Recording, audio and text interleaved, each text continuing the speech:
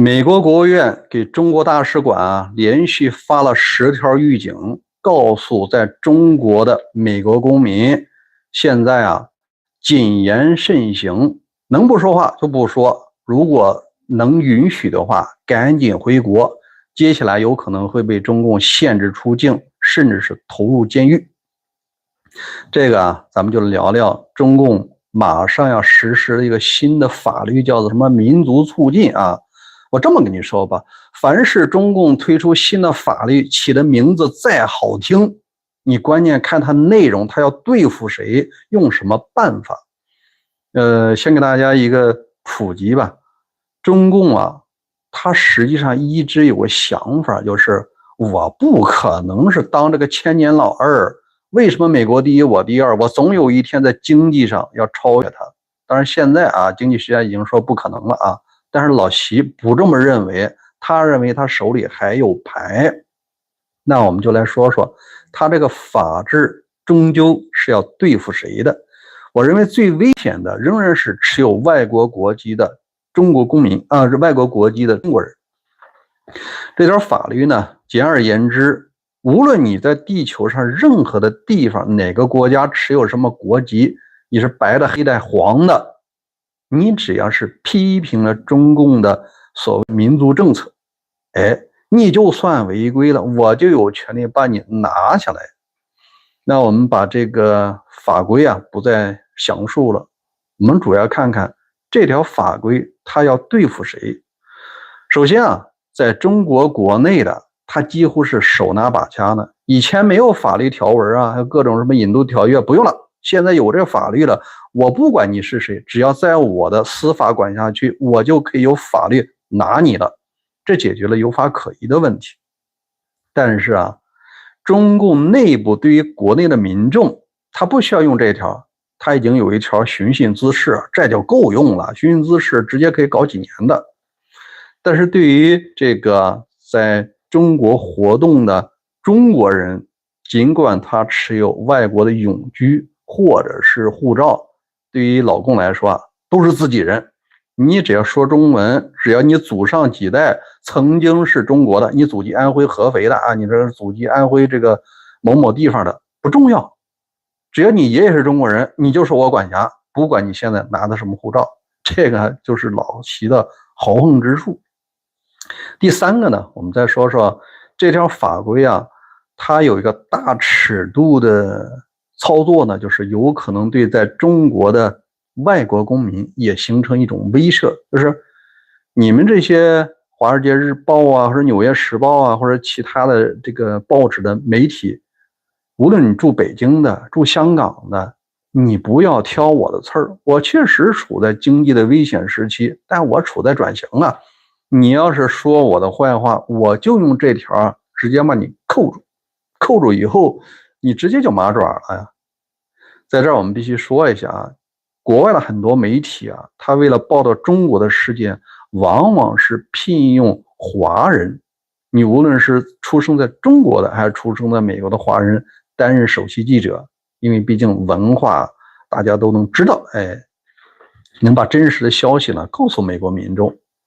但是在中共眼里，他认为你在接了我的丑事我不会放你出去的。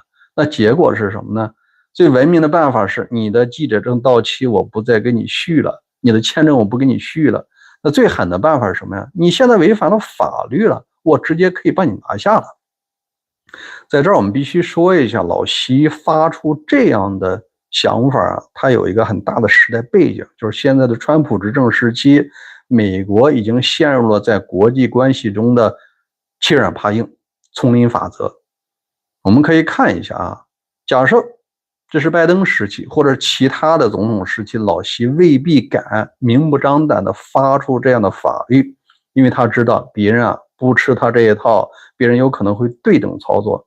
但是在川普时期呢，他就陷入了一种什么呢？老川嘴里的伟大的国家、伟大的人物、什么英雄，他的好朋友基本上是什么呀？现在的独裁威权政府，因为老川本身就有这种威权独裁的倾向，而对自己的盟友，他美国最好的盟友，邻居加拿大，有特殊关系的英国啊，中东的小弟以色列啊，是东亚的盟友日本，这都是在攻击的，包括意大利都是在攻击的，和人总理在吵架。老齐啊，他看透了，既然说你仰慕这种强权，你欺软怕硬，我就不可能软，软是没有好果子吃的。你看伊朗硬起来了，你现在没办法吧？那我比伊朗强多了，我还有核武器呢。所以说他在这个时代背景下把这个法律就推出来了。那真正危险的就是在中国生活的美国人或者持有美籍的华人，这个时候你就要考虑能走则走，安全第一吧。好，关于这件事儿您怎么看？咱们可以在留言区共同探讨。我觉得有点热啊，我看。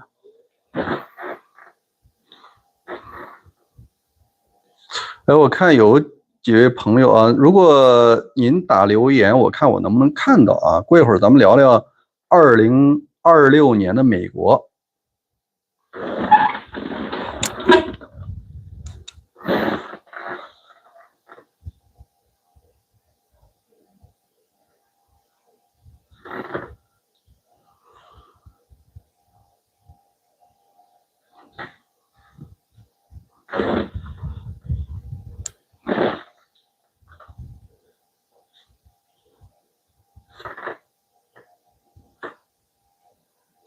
好，既然大家没有问题，咱就接着聊下一个话题，就是2026年的美国。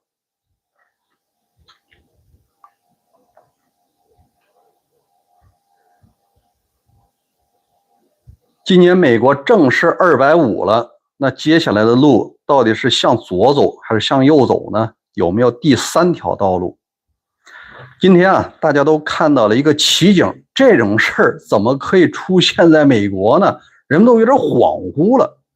那就是今天是美国的独立日，7月4号，在华盛顿啊，有一个组织蒙着面举着旗就开始游行了。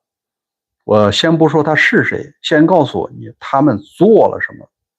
他们统一穿着军绿色的卡其裤子和白色的上衣，而且有些人还穿着防弹衣，手里举着旗子，每个人都蒙着面。你想这是哈马斯呢，还是这个其他组织啊？不是的，他现在是美国的极右翼组织，叫做爱国阵线。他脱胎于谁，以及和老川什么关系？一会儿我再跟你说哈。首先讲啊，你在250年周年庆的时候，怎么这些人能够堂而皇之的上街了呢？他们可是臭名昭著的白人至上民族主义者，这些人啊还酿出过人命。